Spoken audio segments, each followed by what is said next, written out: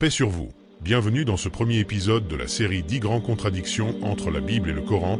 Aujourd'hui, nous allons parler de l'histoire d'Adam, paix sur lui, mais d'abord nous commencerons par le récit de la création.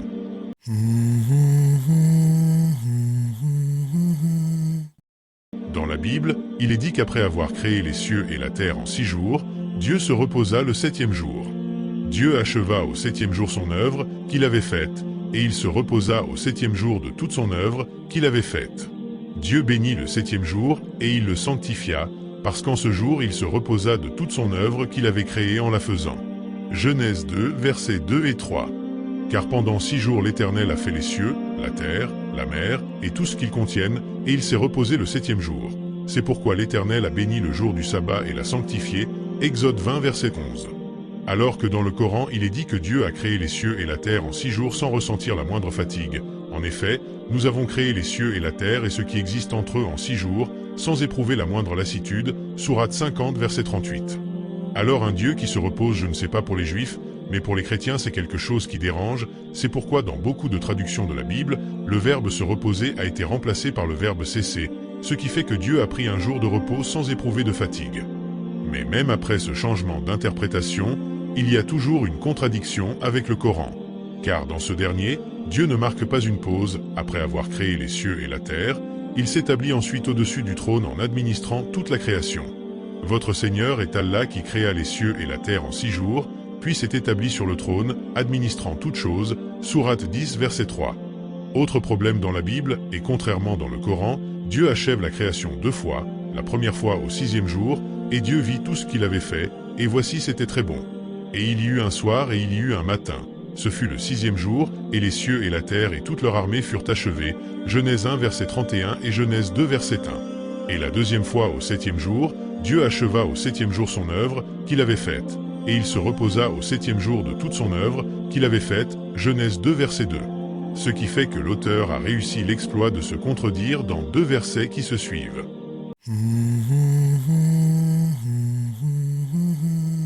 D'après le Coran, Adam et Ève vivaient au paradis, qui je vous le rappelle ne se trouve pas sur terre, et nous dîmes, ô Adam, habite le paradis toi et ton épouse, et nourrissez-vous-en de partout à votre guise, Sourate 2 verset 35. Par contre dans la Bible, il y est dit qu'Adam et Ève vivaient dans un jardin qui se trouvait sur terre et plus précisément dans la terre d'Éden. La Bible donne même plusieurs informations géographiques pour désigner sa localisation, et un fleuve sortait d'Éden pour arroser le jardin, et de là il se partageait et devenait 4 fleuves. Le nom de l'un est Pishon, c'est celui qui entoure toute la terre de Havila où est l'or. Et l'or de cette terre-là est bon, c'est là qu'est le délium et la pierre de Shoham. Et le nom du second fleuve est Gihon, c'est celui qui entoure toute la terre de Couche. Et le nom du 3e fleuve est Hiddekel, qui coule à l'orient d'Assur. Et le 4e fleuve est l'Euphrate, Genèse 2 versets 10 à 14, ce qui fait que le jardin d'Éden où étaient Adam et Ève a aujourd'hui disparu.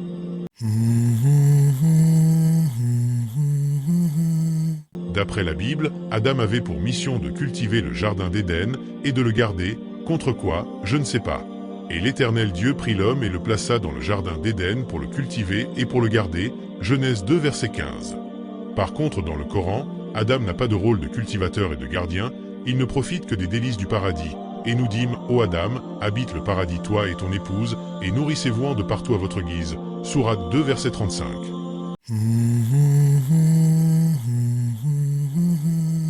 Dans la Bible, Dieu avertit Adam seulement en lui disant que la conséquence pour avoir mangé l'arbre de la connaissance du bien et du mal sera qu'il va mourir. Et l'Éternel Dieu donna à l'homme cet ordre. Tu mangeras librement de tout arbre du jardin, mais de l'arbre de la connaissance du bien et du mal, tu n'en mangeras pas, car au jour où tu en mangeras, tu mourras certainement. Genèse 2 versets 16 à 17. Dans le Coran, contrairement à la Bible, Dieu n'avertit pas seulement Adam, mais avertit tous les deux en même temps. L'arbre appelé l'arbre de la connaissance du bien et du mal dans la Bible n'est jamais nommé dans le Coran. Et Dieu ne dit pas si vous le mangez vous allez mourir comme il est dit dans la Bible, mais si vous le mangez vous seriez du nombre des injustes. Et nous dîmes, ô Adam, habite le paradis toi et ton épouse, et nourrissez-vous-en de partout à votre guise. Mais n'approchez pas de l'arbre que voici, sinon vous seriez du nombre des injustes, Sourate 2 verset 35. Ô Adam, habite le paradis toi et ton épouse, et ne mangez en vous deux à votre guise, et n'approchez pas l'arbre que voici. Sinon, vous seriez du nombre des injustes, Sourate 7 verset 19.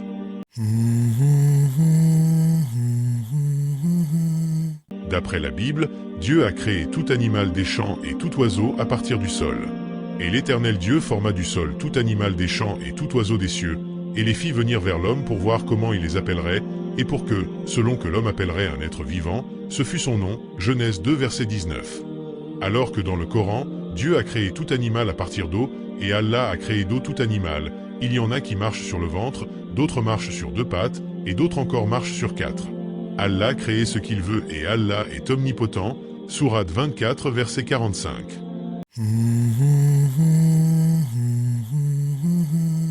La nature de Satan dans la Bible est très floue. D'abord il est dit qu'il est un serpent et qu'il est le plus malin des animaux des champs. Or le serpent était le plus fin des animaux des champs que l'Éternel Dieu avait fait. Et il dit à la femme, est-ce que Dieu aurait dit, vous ne mangerez pas de tout arbre du jardin, Genèse 3 verset 1. Alors certains risquent de me dire que Satan n'était pas un serpent et que le serpent d'Éden était juste son suppôt, c'est-à-dire qu'il travaillait pour lui. À ça je réponds que l'identité de ce serpent ne pose aucune ambiguïté dans la Bible, les textes le désignent comme étant Satan. Et il fut précipité le grand dragon, le serpent ancien appelé le diable et Satan, celui qui séduit toute la terre, il fut précipité sur la terre, et ses anges furent précipités avec lui, Apocalypse 12 verset 9. D'autres vont dire que Satan n'est pas un serpent, il s'est simplement métamorphosé en lui. Dans ce cas, alors pourquoi il est dit qu'il était le plus malin des animaux, et pourquoi Dieu a-t-il puni les serpents? La seconde nature attribuée à Satan dans la Bible est la nature angélique. En effet, selon cette dernière, Satan serait le chef d'un groupe d'anges qui auraient désobéi à Dieu. Et les anges qui n'ont pas gardé leur dignité, mais qui ont abandonné leur propre demeure, il les a réservés, sous l'obscurité, pour le jugement du grand jour, Jude 1 verset 6. Dans le Coran, en revanche, les anges ne désobéissent, ni peuvent désobéir à Dieu. Et ils dirent, le tout miséricordieux s'est donné un enfant, pureté à lui. Mais ce sont plutôt des serviteurs honorés, ils ne devancent pas son commandement et agissent selon ses ordres, il sait ce qui est devant eux et ce qui est derrière eux. Et il n'intercède qu'en faveur de ceux qu'il a agréés tout en étant pénétré de sa crainte, Sourate 21 versets 26 à 28. Ô vous qui avez cru, préservez vos personnes et vos familles, d'un feu dont le combustible sera les gens et les pierres, surveillés par des anges rudes, durs, ne désobéissant jamais à Allah en ce qu'il leur commande, et faisant strictement ce qu'on leur ordonne, Sourate 66 verset 6.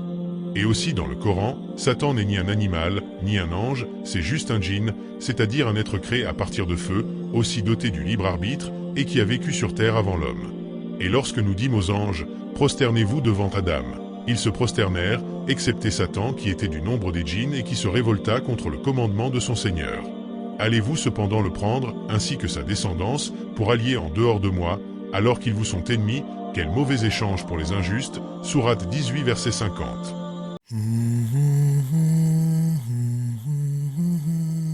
Dans la Bible, Satan est puni qu'après Adam et Ève eut mangé l'arbre, et il reçoit comme punition de marcher sur le ventre et de manger de la poussière.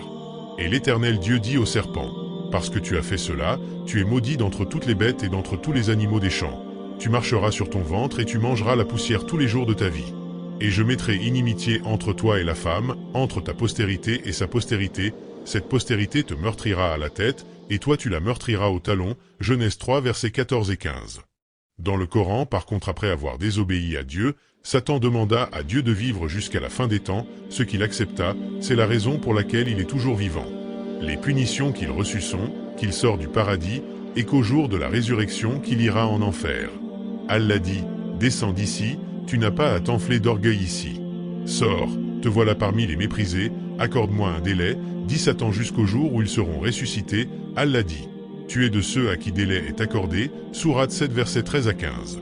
Il est aussi important de noter que dans le Coran, le fait qu'un animal se déplace sur le ventre n'est pas considéré comme une punition de Dieu, mais plutôt comme une manifestation de la diversité des formes de création divine et de la sagesse derrière chaque créature et sa façon de se mouvoir.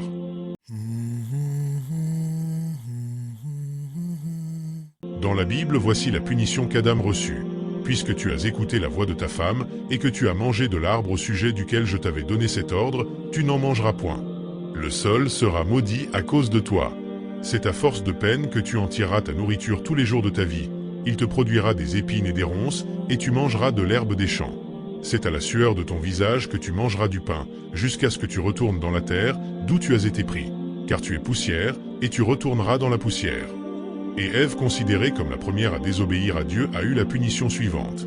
Il dit à la femme, « J'augmenterai la souffrance de tes grossesses, tu enfanteras avec douleur, et tes désirs se porteront vers ton mari, mais il dominera sur toi. » Par contre, dans le Coran, on n'a pas un qui est plus coupable que l'autre, tous deux sont responsables de leurs actions, et tous les deux ont la même punition, à savoir de sortir du paradis, et que les humains seront ennemis les uns aux autres. Tous deux dirent, « Ô notre Seigneur, nous avons fait du tort à nous-mêmes. Et si tu ne nous pardonnes pas et ne nous fais pas miséricorde, nous serons très certainement du nombre des perdants. Descendez, dit Allah, vous serez ennemis les uns des autres. Et il y aura pour vous sur terre séjour et jouissance, pour un temps, Sourate 7, versets 23 à 24. Il dit, descendez d'ici, Adam et Ève, vous serez tous avec vos descendants ennemis les uns des autres. Puis, si jamais un guide vous vient de ma part, quiconque suit mon guide ne s'égarera ni ne sera malheureux. Et quiconque se détourne de mon rappel, mènera certes une vie pleine de gêne, et le jour de la résurrection nous l'amènerons aveugle au rassemblement, Sourate 19 versets 123 et 124.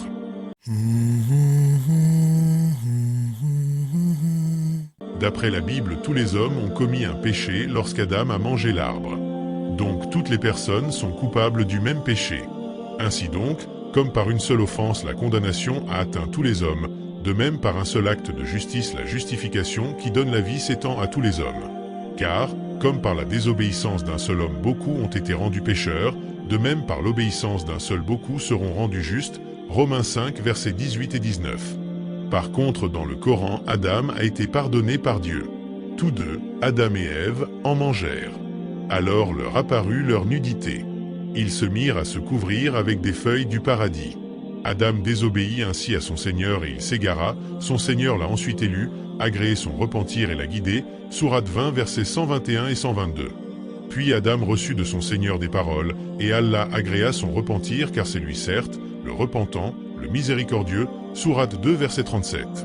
Certes, Allah a élu Adam, Noé, la famille d'Abraham et la famille d'Imran au-dessus de tout le monde, en tant que descendants les uns des autres, et Allah est audient et omniscient, Sourate 3 versets 33 et 34.